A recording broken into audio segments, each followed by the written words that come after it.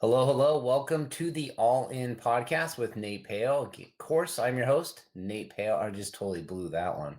Um, my guest today is Diane Conklin. Diane is an internationally known author, entrepreneur, coach, consultant, event planner, speaker, and copywriter. She is a direct response marketing expert who specializes in showing small business owners how to integrate their online and offline marketing strategies. Welcome to the show, Diane. How are you today? I'm doing great, Nate. Thanks for having me. I'm excited to share a little bit, see if we can help some folks.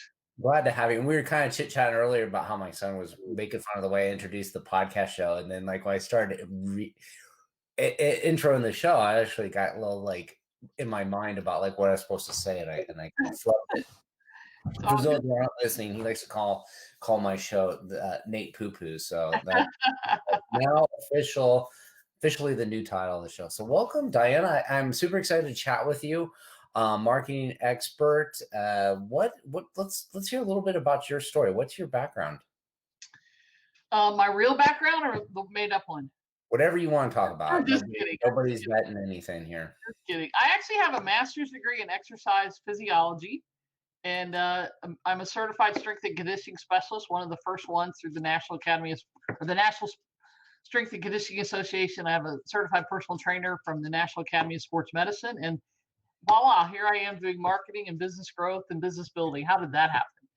That is funny. Like, how do you go from being a personal trainer to marketing? I mean, that's usually not the general path that people go. No, it's not. And I've done everything from, manage Gold's gyms to uh, health clubs to hospital facilities to government run facilities to working with elite athletes to morbidly obese people. So I love that. I love my exercise phys work.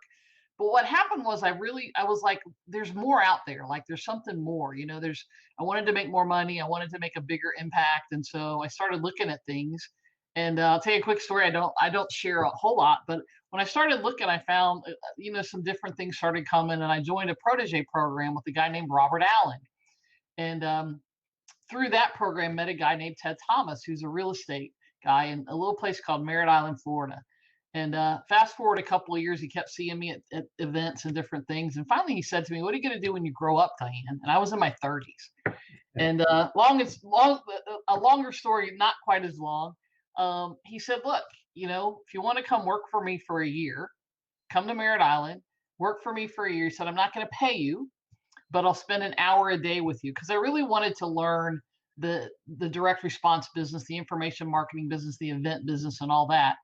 And I said, okay. I left the temporarily for a year. I left my partner, I left the house, the business, the dogs, everything, all my friends, and I drove to from Atlanta to Merritt Island, Florida, which is about an 8-hour drive.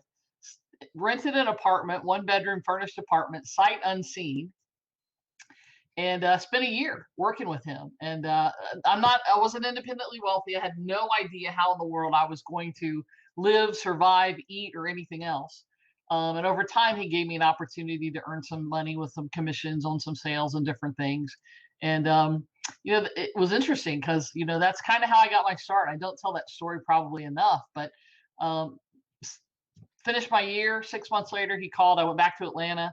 And 6 months later, he called and said, "Hey, I want you and my partner at the time to come run my business." Because he and his wife were getting divorced, and she had been running the company, kind of managing the office. And so he spent 5 years running his company, and then left there and went off and have done the rest of the stuff. So it was a great experience. It was a great time. It was a great way to learn the business. So We got a quick question. Lisa, David also wants to know what made you so brave to know the time is right for a huge life change. And I was kind of curious too, like, is that something like you recommend for people to do? Like, hey, I'm just going to go quit what I'm doing, sight unseen, and go work for free, and maybe I'll learn something. well, I knew Ted, and so I knew I was going to learn something. I knew he understood the business in a way that I wanted to do it. Do I recommend it for everybody? You know what? I'm going to tell you that you have to do what's right for you, but don't not do something like that because you make excuses. Well, I have a family. Well, I have a home. Well, I have a business. Well, I had all those things too. And I didn't have kids. Okay, let's be fair. I had all those things too. And there was something about it when he said the words. He said to me, you guys go talk about it, walk on the beach, whatever. And I knew in that moment that unless my former partner said, no, absolutely not, I don't want you to do this, I had no idea how I was going to make this work, none whatsoever, that I was going to go. And so the true part of the story is I drove 8 hours there, got into the apartment, unpacked one bag. I cried almost the whole way there. Had to stop twice to clean my contact lenses. Spent the night, got back in my truck, drove back to Atlanta, spent one night here and decided I lost my mind and went back and I stayed that time. But it's an uncertain thing. It's just sometimes you just know in your gut that it's time and that, something big has to happen in order for you to get where you want to be. Yeah, I agree. I think a lot of times we're so worried about the circumstance being perfect or like the right opportunity to present itself. And sometimes you do have to take that leap of faith. And sometimes it's like what is certain isn't certain. Like I moved from Nebraska to California for a job. Well, what if I had moved out here and the job miraculously disappeared? Like, like what if it wasn't available when I came, or what if I didn't qualify, or what if I, couldn't pass the drug screen? I mean, I could at the time, but like there's a million things that could have happened where like this opportunity that you think is safe and secure, and you show up on the first day and you go like, I hate this place, but I still moved out here. I still have to figure out the next steps. Right. Like there's never a right time to do it, but sometimes you have to have faith that you put yourself in a situation, you're going to figure it out. One of my closest friends said, she had a challenge in her life. It was like, hey, do I go and accept a commission only role, or do I take a salary with a lower commission but less potential? You know what? I'm going to bet on myself. And I think when we bet on ourselves that we're going to figure it out, we're going to do it. That opportunity might not be the right one, but you'll figure out eventually. Yeah. So, Well, sometimes we ask the wrong questions, Nate, right? So, sometimes we say why, right? Well, why not? And more importantly, why not now? Why not you? Why not me? Why not this opportunity, right? And again, be smart about it. Don't just arbitrarily do something that, was just stupid. But sometimes you do have to take a chance. And the biggest chance sometimes that you take is a chance on yourself. hmm now you're coaching a lot of business owners right now. You're helping them through their marketing strategies or sales strategies. Kind of give them a lot of advice. I mean, is this the same type of input that they're seeking from you? What has been your experience with the business owners you work with? You know, everybody's different. And so, I believe that there are no such thing in business as a cookie cutter, right? And if somebody's trying to sell you a cookie cutter, you should run. The only place a cookie cutter belongs is in the kitchen, so that all the cookies look the same, right? Every business is different. And so, the questions that I'm getting and the things I'm helping people with now is certainly very different than it was 2 years ago, a year and a half ago. Um, and it will be different than it will be at the end of this year, right? Because the economy changes, what happens in the world changes, and that all affects our businesses, right? You can't separate yourself from your business. And I think sometimes we try to do that. So I'm the person who, whatever you need is what I try to do inside of my coaching programs. And so every single person that I talk to, we talk about different things. We talk about different strategies. We talk about, because each person's business is different, they're different, and their clients are different. Yeah, that's very true. Like everybody, even like the same business is uniquely different because the people that own it are different. You mentioned the customers are different, and the circumstances where you're located, what your business is, what your marketing strategy is. There's so many variations. Well, I'll give you a perfect example. I have 4 people right now, 4 clients in quote the quilting industry, designing arts kind of thing. And we do not talk about anything close with any of them. That any of the 4 of them is so totally different because they're in different places, they have different products and services, they're in different places in their careers, businesses, kind of thing. And so, yeah, I could talk, and that's true in any industry. Give me 4 insurance guys, give me, whatever it is, they'll all be totally different. Yeah, and I think that like goes back to what the role of the coach is. Like if you're looking for the cookie cutter program, you're looking for here's the 10 steps to success or follow this marketing blueprint and you're going to, be the next Bill Gates. Like that doesn't necessarily work. But the coach is there to see what's uniquely them. And maybe this happened with starting off in the fitness world, right? Because the fitness world is you go and you hire a coach and the coach goes, I'm gonna show you the ropes, right? I'm gonna teach you how to do the exercises properly. But after a while, like you kind of know what to do. You like know, okay, I'm doing the exercises properly. I got a regular routine. But if I want to go to that next level, I need somebody that's not only gonna make sure I do the basics right and I do the repetitions right, but they want to go like, hey, this is where I see you're lacking potential. This is where I see that you're struggling. This is where I see you're not giving your heart. And I need to pull that outside of you. Because you might go like, I don't need a coach anymore. I know what to do. I know how to do back squat. I know how many reps I should be doing. But you stop using a coach, you fall off the wagon a little bit, you don't feel like going. That coach helps you become accountable, and they also reach into your capabilities. You say like, "Yeah, that's pretty good, wasn't it?" No, I think you could have done a little bit. You had a little bit more in it, and then you apply that to business, and you realize, like, hey, that's just as important as to identify where that person needs some help and help pull them out. It's a great analogy because the thing to me is like using the fitness example. You want a coach who grows with you, right? Who understands. Okay, you've reached a certain level now. Where do you want to go? Because let's face it, not everybody wants to be, Arnold Schwarzenegger, right? That shows my age, right? He's still very, very famous.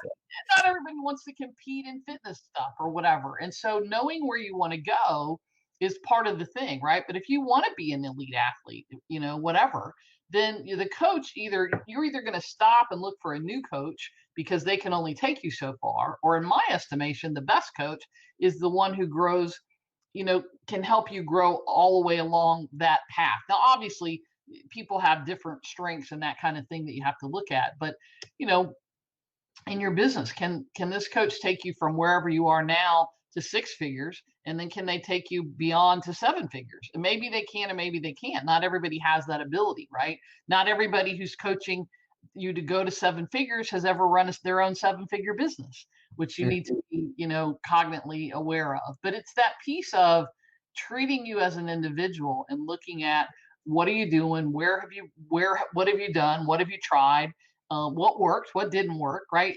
Part of it is the questioning as much as it is me giving them advice. It's about where are you and where do you want to go?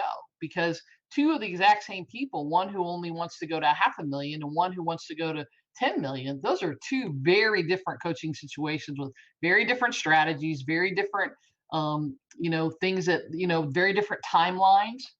So yeah, it's all different. Well, it's interesting you bring up that idea of like having a coach that grows with you and having a coach that's done what you've done and what you want to go. And so like you go, hey, I'm only gonna use a coach that's grown a seven-figure business.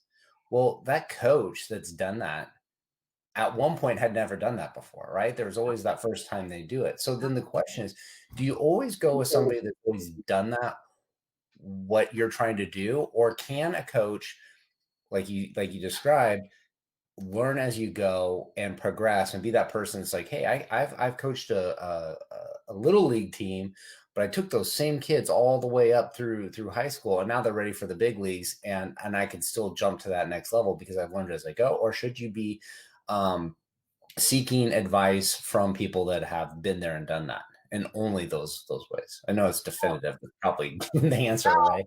I love the question, and here's the thing that I will tell you not to do. I'm not a believer that somebody goes and puts out a shingle and says, "I'm a coach." Right? My philosophy is learn, do, teach. I'll say it again: learn it, do it, then teach it or coach it, whatever word you want to use. Right?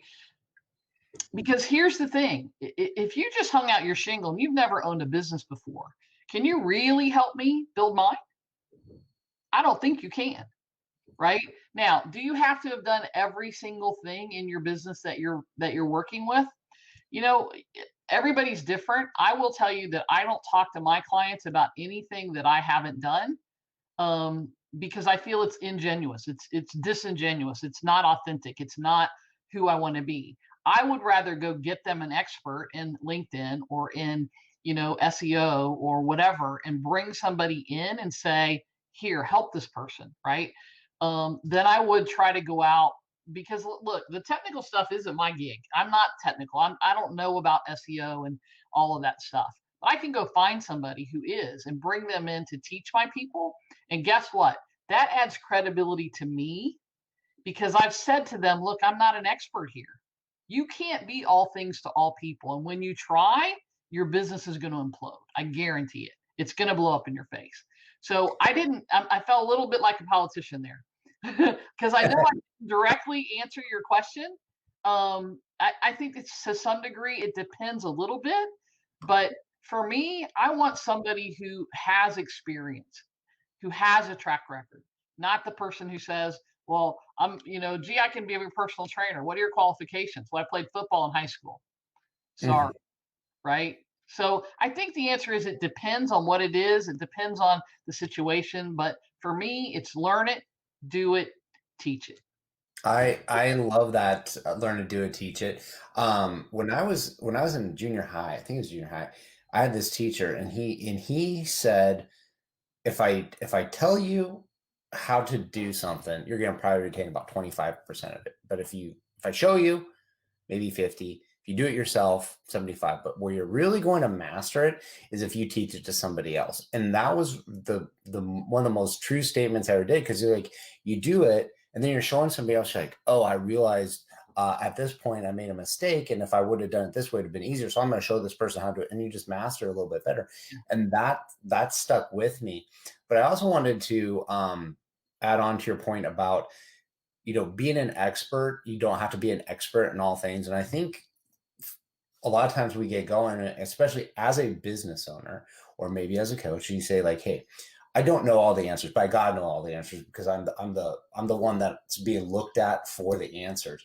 And you realize, like, the idea of you knowing everything there's to know about everything is impossible. Like, so you got to stay kind of in your lane and be an expert at finding people that complement where you need help. And I think that was a good analogy as a coach, is like, hey, I don't know how to do all these technical things. And it really doesn't matter. Like, you go, hey, SEO is big right now, but maybe it's not necessary in 10 years, and those things, those technical know-hows disappear.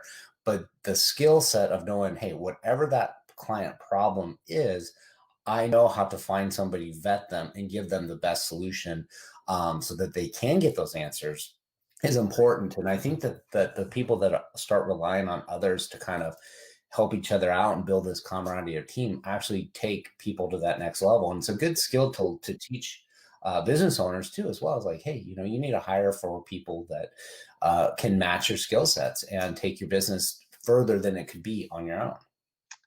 Yeah, and it's interesting you said that about, doing it, and then moving through the process of teaching it, right? It's kind of what I said, right? It's learn, do, teach, and that's how you continue, and that's how you continue to grow, right? That's how you continue to get new skills. I certainly am doing things now in my career, and talking about things that I wasn't doing 10 years ago, right?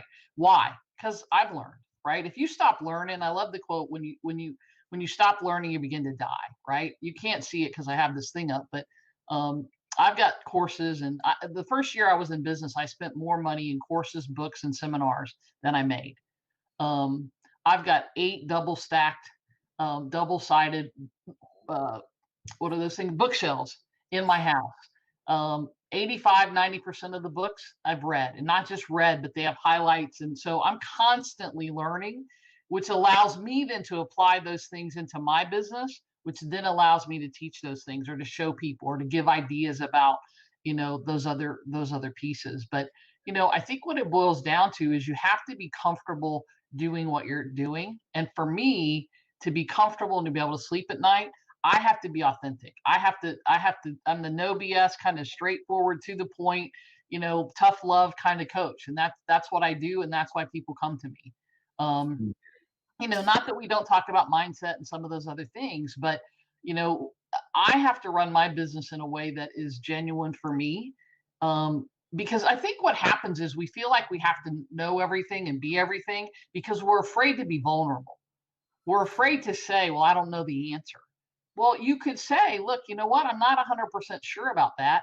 But I have this buddy, Nate, and he's a really amazing at LinkedIn. Let me call him.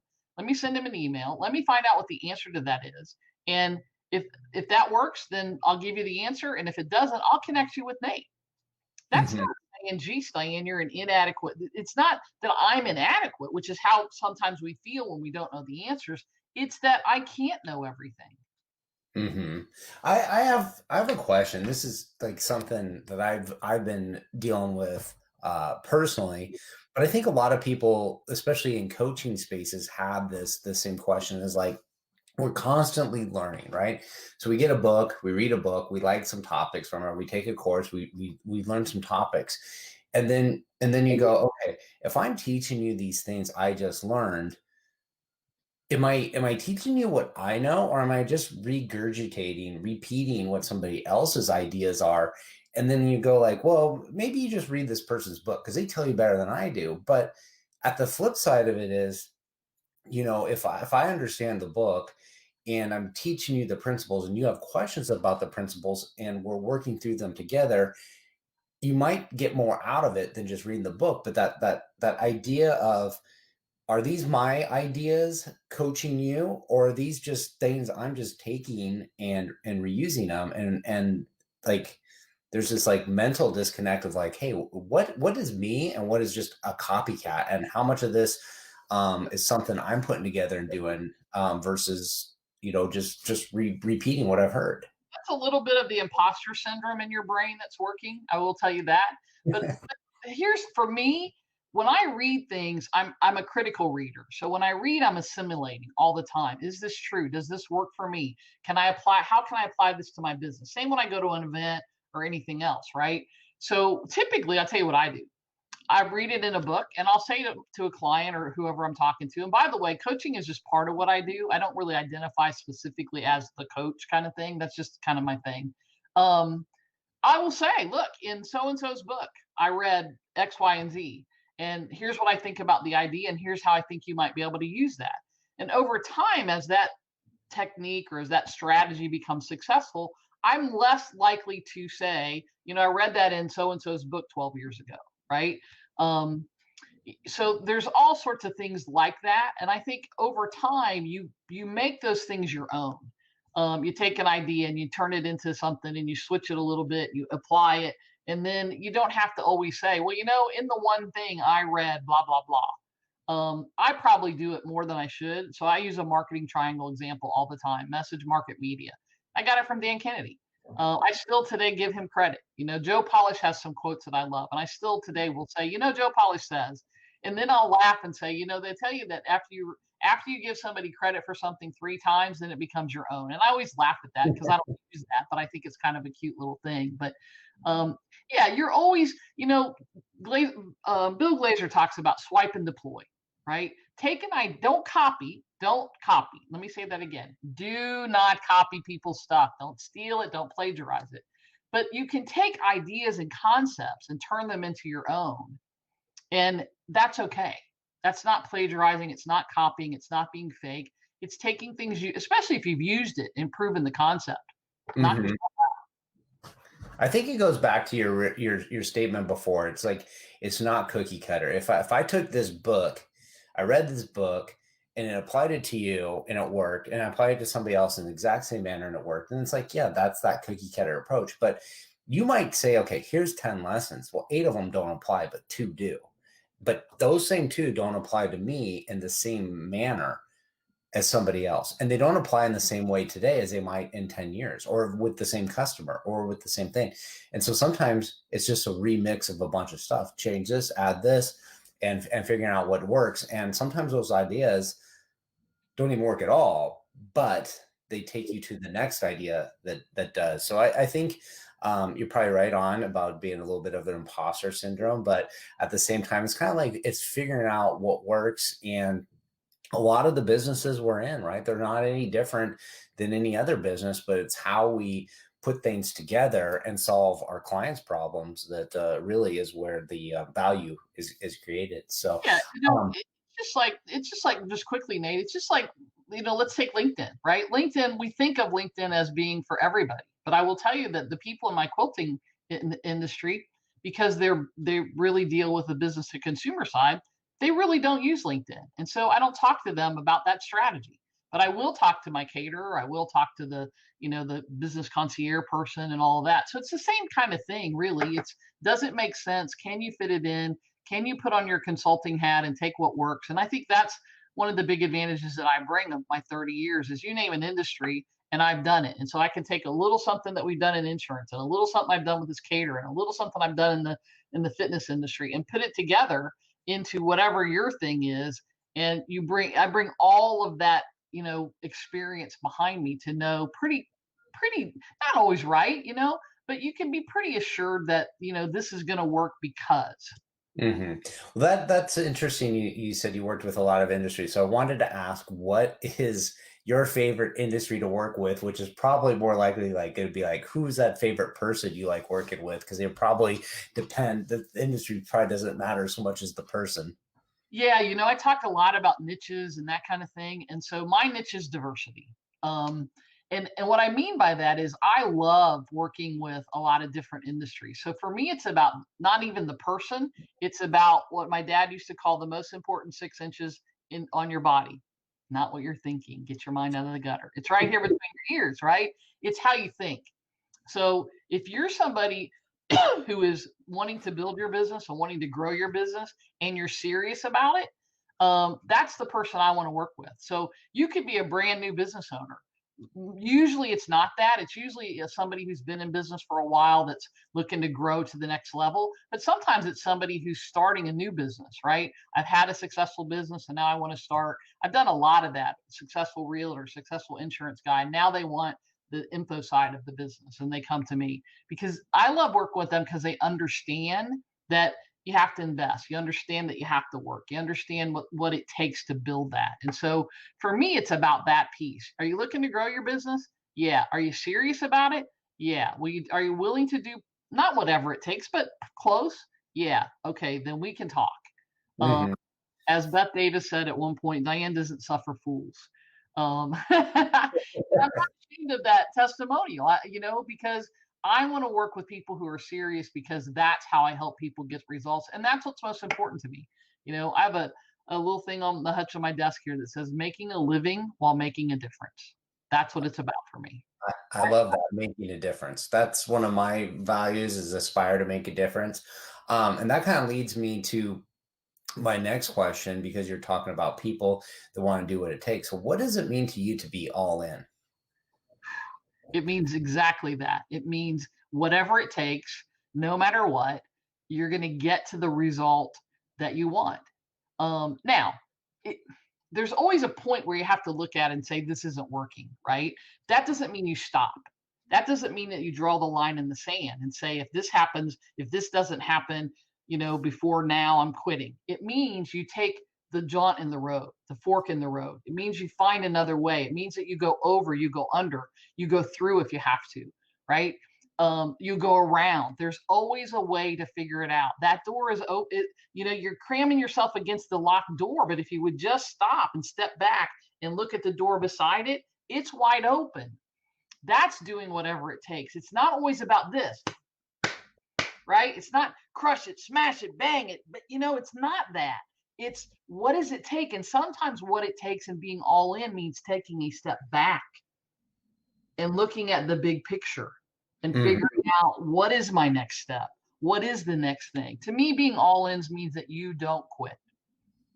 I love that answer. And you're so right. Like, so many times we're so close to the problem, we can't identify the solution. And I've done that before, where you like just go, I'm just gonna put this aside, and tomorrow I'm gonna come back to it. And then you come back to it tomorrow, what you've been struggling on for hours trying to solve comes together in like two minutes. And you're like, it's because I needed to take a break from it and relook at it from a different point of view. So Sometimes that's why you need a coach, right? Because you can see the forest, but not the trees, or you can see the trees, but not the forest. Said another way, you can see the big picture, but not the details. you can see the details, but not the big picture. I think one of the gifts that I bring is that I can do both, and not many people can. I can see Yeah, that big picture of, wow, this could be really big. And here's the first three things we need to do to get you on that step there. that's awesome stuff. So you mentioned that you don't necessarily identify with the coach. How would you describe who you are? Whew. I'm a marketer. I'm a business growth strategist and specialist. Part of what I do is coaching. I love to speak. I love to teach. These are kind of, this is, as you can tell, right? I could do this all day. But I love the teaching piece of it, and I think that's where the coaching side of it comes in for me. But at the heart of it, I think it's about marketing, and it's about, which scares people, which is why I don't lead with that, but it's really about the strategy, the implementation. How do we get things done and then ultimately get the result that you want? And there's no one thing that works all the time. And so it really is about that piece for me. It's always about the strategy, the implementation, and the end result. Awesome. And so we talked briefly about um, your ideal client that you want to work with. Is there anything you would add to that person that just doesn't quit, doesn't want to give up? I think persistence and consistency are two words that don't get enough play in business today. If you're consistent, people know they can depend on you. And if you're persistent, then quitting is never an option. Again, that doesn't mean you have to, don't, it's not about the rut, right? Because the rut is just a grave with the ends kicked out. But it is about, what do I need to do to make this work? And I think, that's the piece for me that has kept me going for 30 plus years in business, because, business has changed. And, we talked a minute ago about who the coach is. I will tell you that I look for somebody who, this is going to sound counterintuitive, but I look for somebody who's been up and been down and built back up again. And we have a mutual friend who has done that. Well, probably a lot of them, right? But people say, well, why? Well, because the one knockdown that they got didn't keep them down, and that Mhm. tells you a lot. It tells you a lot, and so I think that's the piece. You can get knocked down. You can say, "Gosh, this isn't working," or "Geez, we just lost," you know, our butt on that marketing campaign or whatever. But as long as you get back up, as long as you keep riding the horse, right, or riding the bike, then failure is never going to be a piece of who you are, or what happens for you. Mhm. I think that goes back to your original story of driving out with no idea what was going to happen, no income, and you look at like like for me, I had a point in my life where pretty much lost everything. And I look back on those times and I go, I wasn't any more or any less unhappy then as I was previous to that or as I am now. They were just moments in time what we were going through. And so if I look at it going like, hey, I'm scared to do this thing today. It could be failure, it could be epic, but the journey is more important than the actual outcome. And it's like, you know what? I'm going to get through it. And if it doesn't work out, we'll pick up pieces and continue on. Like, You or we'll know, figure out something else to do. It like kind of works itself out if you're willing to just show up, consistently show up, do whatever it takes. yeah, and it's only a failure if you put it that way in your mind, right? That's your take on it. It's not necessarily the truth. There's a quote that I love that says, "Stop comparing your back of the room footage to everyone else's highlight reel." And social media makes it so easy to do that. Stop comparing your back of the room footage, right? Your worst day to everyone else's best day. That's why you think you're a failure. Here's the other thing that I'll say is, if you can solve problems, this is my real skill. You want to know my real skill in the world? It's problem solving. You present me with something, I'll figure out a way to solve the problem. And I think part of that comes from my athletic background of always, softball, you got to know how many outs are there, where's the ball, how many runners, it's that piece. And because I was an athlete, I guess people still consider it. But for so long, that's a natural part of my thinking. But that's my real skill set, I think, that I bring to the table is problem solving. And you think, well, that sounds simple, but think about how many people in your life can solve problems, right? They don't, they quit. And Hmm. so you can solve problems, and you can continue to figure out ways to solve problems, to solve challenges, whatever the right word is for you. There's nothing that will ever keep you down or keep you from what you want or keep you from succeeding, whatever that means to you. Yep. It really is. the problem solving. And I think, going back to that discussion on finding the expert to do it, it's like, it's again, you're solving problems. Like, it's maybe me personally solving a problem for you, or going, I know who can solve it for you, and I'll make this connection. And that of itself is solving problems. I know the answers, and I can get to the answers for you. Like that's huge. So where can people go if they want to get connected to you? Yeah, so social media, you can, my name, everything is either under my name or the business, Complete Marketing Systems. And if you want the website, it's completemarketingsystems.com. It's old and it's outdated, and yet it still works. And so I, I haven't redone it. But social media, you can look me up at Diane Conklin. You can Complete Marketing Systems as well there. But pretty much anywhere, one of those two things will get you there. And I'm happy to give a phone number or email if you want that. We got it all listed here in the show notes so that anybody can go find you, get connected. And I do encourage anybody listening to reach out to Diane, have a conversation with her. She's fantastic to chat with. But again, don't suffer. She'll make you feel stupid for it. But No, no, no, no, no, no, no, no. She will not ever do that. She will okay. never make you feel stupid. That's mm. Now you may shed a tear once in a while. I won't promise that, but I will never ever ever make you feel stupid. Right when I said that, I knew I picked the Ooh, wrong yeah, word. that. Anyways, so I encourage you to reach out to Diane. She will not make you feel stupid. You can any questions you want, but she's going to give you the honest truth answers. And when you do have a conversation with her, make sure you let her know you heard about her on the All In podcast with Nate Pale. Thank you, Diane, so much for coming on the show here. Thank you, Nate. I appreciate it. It's always an honor to have access to somebody else's people, and hopefully, you guys got some stuff today. And I'd love to talk to anybody. But thank you, Nate. I appreciate the time. We got a lot of good knowledge out of here.